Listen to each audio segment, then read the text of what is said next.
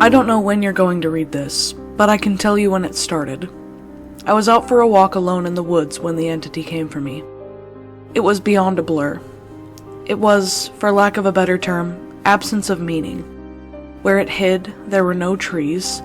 Where it crept closer, there was no grass. Through the arc it leapt at me, there was no breeze of motion.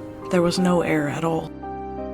As it struck, I felt the distinct sensation of claws puncturing me somewhere unseen. Somewhere I'd never felt before. My hands and arms and legs and torso seemed fine, and I wasn't bleeding, but I knew I'd been injured somehow. As I fearfully ran back home, I could tell that I was less. I was vaguely tired, and it was hard to focus at times. The solution at that early stage was easy. A big cup of coffee helped me feel normal again. For a while, that subtle drain on my spirit became lost in the ebb and flow of caffeine in my system. You could say my life began that week, actually, because that was when I met Mar. She and I got along great, though, to be honest, I'm pretty sure I fell in love with her over the phone before we even met. It was almost as if the strong emotions of that first week made the entity fight back.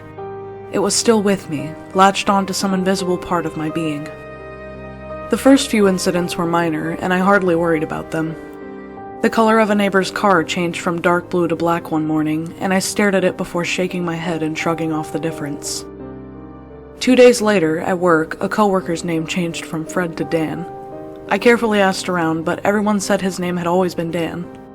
I figured I'd just been mistaken. Then, as ridiculous as this sounds, I was peeing in my bathroom at home when I suddenly found myself on a random street. I was still in my pajamas, pants down, and urinating, but now in full view of a dozen people at a bus stop. Horrified, I pulled up my clothes and ran before someone called the cops. I did manage to get home, but the experience forced me to admit that I was still in danger. The entity was doing something to me, and I didn't understand how to fight back. Mar showed up that evening, but she had her own key. "Hey," I asked her with confusion. "How'd you get a key?" She just laughed. "You're cute. Are you sure you're okay with this?" She opened a door and entered a room full of boxes. I know living together is a big step, especially when we've only been dating for 3 months. Living together? I'd literally just met her the week before. Thing was, my mother had always called me a smart cookie for a reason. I knew when to shut my yap. Instead of causing a scene, I told her everything was fine. And then I went straight to my room and began investigating. My things were just as I had left them, with no sign of a 3-month gap in habitation, but I did find something out of the ordinary. The date. I shivered angrily as I processed the truth. The entity had eaten 3 months of my life. What the hell was I facing? What kind of creature could consume pieces of one's soul like that? I'd missed the most exciting part of a new relationship, and I would never understand any shared stories or in-jokes from that period. Something absurdly precious had been taken from me, and I was furious. That fury helped suppress the entity. I never imbibed alcohol. I drank coffee religiously. I checked the date every time I woke up. For 3 years, I managed to live each day while observing nothing more than minor alterations. A social fact here and there, someone's job, how many kids they had, that sort of thing. The layout of nearby streets, the time my favorite television show aired, that kind of thing. Always, those changes reminded me the creature still had its claws sunk into my spirit. Not once in 3 years did I ever let myself zone out. One day, I grew careless. I let myself get really into the season finale of my favorite show. It was gripping, a fantastic story. Right at the height of the action, a young boy came up to my lounger and shook my arm. Surprised, I asked, "Who are you? How did you get in here?" He laughed and smiled brightly. "Silly Daddy!" My heart sank in my chest. I knew immediately what had happened. After a few masked questions, I discovered that he was 2 years old, and that he was my son. The agony and heartache filling my chest was nearly unbearable. Not only had I missed the birth of my son, I would never see or know the first years of his life. Mar and I had obviously gotten married and started a family in the time I'd lost, and I had no idea what joys or pains those years contained. It was snowing outside. Holding my sudden son in my lap, I sat and watched the flakes fall outside. What kind of life was this going to be if slips in concentration could cost me years? I had to get help. The church had no idea what to do.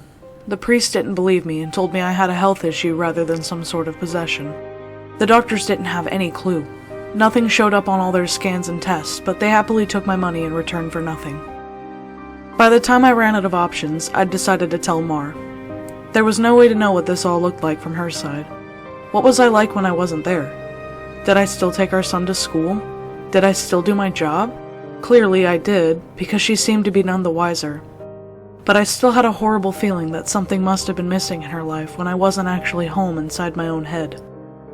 But the night I set up a nice dinner in preparation, she arrived not by unlocking the front door, but by knocking on it. I answered, and found that she was in a nice dress. She was happily surprised by the settings on the table. "A fancy dinner for a second date? I knew you were sweet on me." Thank the Lord I knew when to keep my mouth shut. If I'd gone on about being married and having a son, she might have run for the hills. Instead, I took her coat and sat down for our second date. Through carefully crafted questions, I managed to deduce the truth. This really was our second date. She saw relief and happiness in me, but interpreted that as dating jitters. I was just excited to realize that the entity wasn't necessarily eating whole portions of my life. The symptoms, as I was beginning to understand them, were more like the consequence of a shattered soul. The creature had wounded me, broken me into pieces. Perhaps I was to live my life out of order, but at least I would actually get to live it. And so it went for a few years, from my perspective. While minor changes in politics or geography would happen daily, major shifts in my mental location only happened every couple months. When I found myself in a new place and time in my life, I just shut up and listened, making sure to get the lay of the land before doing anything to avoid making mistakes. On the farthest flung leap yet, I met my 6-year-old grandson, and I asked him what he wanted to be when he grew up. He said, "Writer." I told him that was a fine idea. Then, I was back in month 2 of my relationship with Mar, and I had the best night with her on the riverfront. When I say the best, I mean the best. Knowing how special she would become to me, I asked her to move in. I got to live through what I'd missed the first go-around, and I came to understand that I was never mentally absent. I would always be there, eventually. When we were moving her boxes in, she stopped for a moment and said she marveled at my great love, as if I'd known her for a lifetime, and never once doubted she was the one. That was the first time I'd truly laughed freely and wholeheartedly since the entity had wounded me. She was right about my love for her, but for exactly the reason she'd considered a silly romantic analogy. I had known her my whole life, and I'd come to terms with my situation and found peace with it. It wasn't so bad to have sneak peeks at all the best parts ahead. But of course, I wouldn't be writing this if it hadn't gotten worse. The entity was still with me. It had not wounded me and departed like I wanted to believe. The closest I can describe my growing understanding was that the creature was burrowing deeper into my psyche, fracturing it into smaller pieces. Instead of months between major shifts, I began having only weeks. Once I noticed that trend, I feared my ultimate fate would be to jump between times in my life, heartbeat by heartbeat, forever confused, forever lost.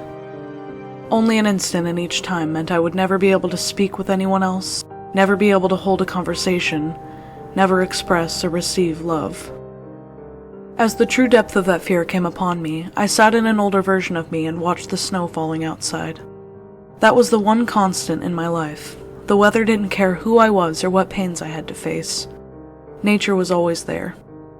The falling snow was always like a little hook that kept me in a place. The pure emotional peace it brought was like a panacea on my mental wounds. And I'd never yet shifted while watching the pattern of falling snow and thinking of the times I'd gone sledding or built a snow fort as a child. A teenager touched my arm. "Grandpa?" "Eh?"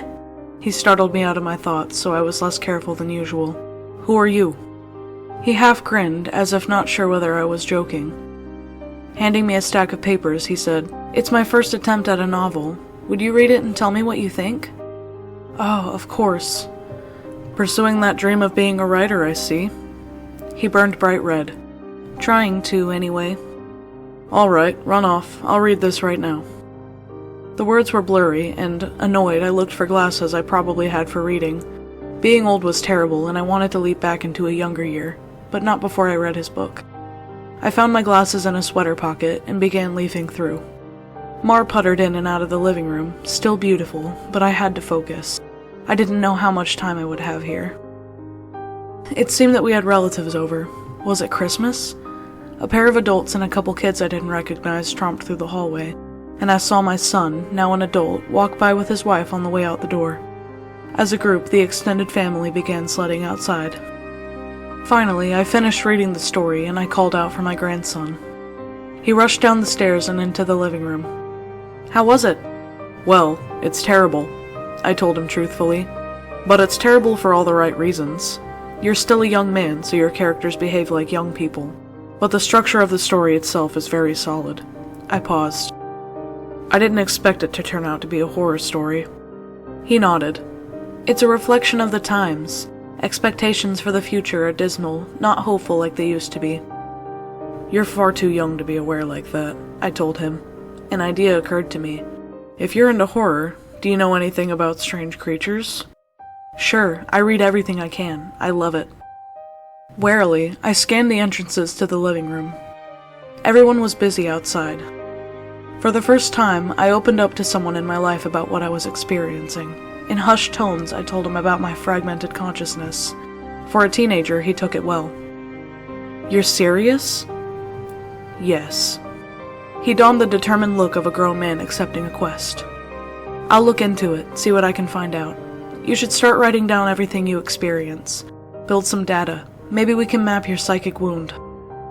"Wow. Sounds like a plan." I was surprised. That made sense. I hadn't expected him to have a serious response. "But how will I get all the notes in one place?" "Let's come up with somewhere for you to leave them," he said, frowning with thought. "Then I'll get them, and we can trace the path you're taking through your own life, see if there's a pattern." For the first time since the situation had gotten worse, I felt hope again. "How about under the stairs? Nobody ever goes under there." "Sure." He turned and left the living room. I peered after him. I heard him banging around near the stairs. Finally, he returned with a box, laid it on the carpet, and opened it to reveal a bursting stack of papers. He exclaimed, "Holy crap!" But of course, being a teenager, he didn't really say crap. Taken aback, I blinked rapidly, forgiving his cussing because of the shock. "Did I write those?"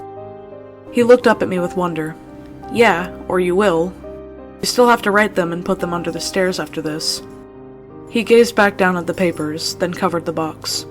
"So you probably shouldn't see what they say. That could get weird." That much I understood. "Right." He gulped. "There are like 50 boxes under there, all filled up like this. Deciphering these will take a very long time." His tone dropped to a deadly seriousness. "But I will save you, Grandpa, because I don't think anyone else can." Tears flowed down my cheeks then, and I couldn't help but sob once or twice. I hadn't realized how lonely I'd become in my shifting prison of awareness until I finally had someone who understood. "Thank you. Thank you so much." And then I was young again, and at work on a random Tuesday. Once the sadness and relief faded, anger and determination replaced them. After I finished my work, I grabbed some paper and began writing. While the weeks shifted around me, while those weeks became days and then hours, I wrote every single spare moment about when and where I thought I was. I put them under the stairs out of order. My first box was actually my 30th, and my last box was the first. Once I had over 50 boxes written from my perspective, and once my shifting became a matter of minutes, I knew it was up to my grandson to take it from there. I put my head down and stopped looking. I couldn't stand the river of changing awareness any longer. Names and places and dates and jobs and colors and people were all wrong and different. I'd never been older. I sat watching the snow fall. A man of at least 30 that I vaguely recognized entered the room. "Come on, I think I finally figured it out." I was so frail that moving was painful. "Are you him? Are you my grandson?" "Yes." He took me to a room filled with strange equipment and sat me in a rubber chair facing a large mirror twice the height of a man. The pattern finally revealed itself. "How long have you worked on this?" I asked him, aghast. "Tell me you didn't miss your life like I'm missing mine."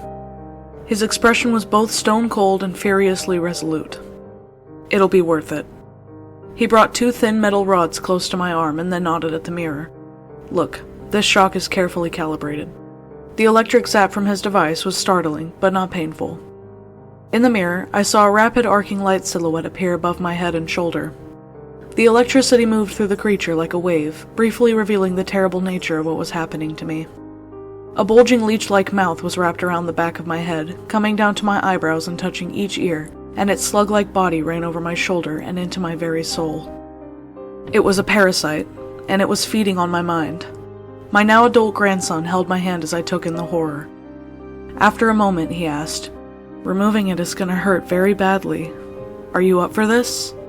Fearful, I asked, "Is Mar here?" His face softened. "No, not for a few years now." I could tell from his reaction what had happened, but I didn't want it to be true. "How?" "We have this conversation a lot," he responded. "Are you sure you want to know? It never makes you feel better." Tears brimmed in my eyes. "Then I don't care if it hurts or if I die. I don't want to stay in a time where she's not alive." He made a sympathetic noise of understanding, and then returned to his machines to hook several wires, diodes, and other bits of technologies to my limbs and forehead. While he did so, he talked. "I've worked for 2 decades to figure this out, and I've had a ton of help from other researchers of the occult. This parasite doesn't technically exist on our plane. It's one of the lesser spawns of Misumi, and it feeds on the plexus of mind, soul, and quantum consciousness/reality. When details like names and colors and objects have changed, you weren't going crazy. The web of your existence was merely losing strands as the creature ate its way through you." I didn't fully understand. I looked up in confusion as he placed a circlet of electronics like a crown on my head in exact line where the parasite's mouth had ringed me. "What's Misumi?" He paused his work and grew pale. "I forgot that you wouldn't know. You're lucky, believe me." After a deep breath, he began moving again and placed his fingers near a few stitches. "Ready? This is carefully tuned to make your nervous system extremely unappetizing to the parasite, but it's basically electroshock therapy." I could still see Mar's smile. Even though she was dead, I'd just been with her moments ago. "Do it." The click of a switch echoed in my ears, and I almost laughed at how mild the electricity was. It didn't feel like anything, at least at first. Then I saw the mirror shaking, and my body within the image convulsing. Oh, no, it did hurt. Nothing had ever been more painful. It was just so excruciating that my mind hadn't been able to immediately process it. As my vision shook and fire burned in every nerve in my body, I could see the reflected trembling light silhouette of the parasite on my head as it writhed in agony equal to mine. It had claws, 6-clawed lizard-like limbs under its leech-like body, and it cut into me in an attempt to stay latched on. The electricity made my memories flare. Mar's smile was foremost, lit brightly in front of a warm fire as the snow fell past the window behind her. The edges of that memory began lighting up, and I realized that my life was one continuous stretch of experience. It was only the awareness of it that had been fragmented by the feasting evil on my back. I'd never managed to be there for the birth of my son. I jumped around it a dozen times, but never actually lived it. For the first time, I got to hold Mar's hand and be there for her. No, no! That moment had shifted seamlessly into holding her hand as she lay in a hospital bed for a very different reason. Not this. God, why? It was so merciless to make me remember this. I broke down in tears as nurses rushed into the room. I didn't want to know. I didn't want to experience it. I'd seen all the good parts, but I hadn't wanted the worst part, the inevitable end that all would one day face. It wasn't worth it. It was tainted. All that joy was given back 10,000-fold as pain. The fire in my body and in my brain surged to sheer white torture, and I screamed. My scream faded into a surprised shout as the machines and electricity and chair faded away. Snow was no longer falling around my life. I was out in the woods on a bright summer day. Oh, God. I turned to see the creature approaching me. It was the same absence of meaning, the same blank on reality. It crept forward just like before, but this time it hissed and turned away. I stood, astounded at being young again and freed from the parasite. My grandson had actually done it. He made me an unappetizing meal, so the predator of mind and soul had moved on in a search for a different snack. I returned home in a daze. And while I was sitting there processing all that had happened, the phone rang. I looked at it in awe and sadness. I knew who it was. It was Marjorie, calling for the first time for some trivial reason she'd admit 30 years later was made up just to talk to me. but all I could see was her lying in that hospital bed dying. It was going to end in unspeakable pain and loneliness. I would become an old man, left to sit by myself in an empty house, his soulmate gone long before him. At the end of it all, the only thing I would have left, sitting and watching the falling snow. But now, thanks to my grandson, I would also have my memories. It would be a wild ride no matter how it ended. On a sudden impulse, I picked up the phone. With a smile, I asked, "Hey, who's this?" even though I already knew.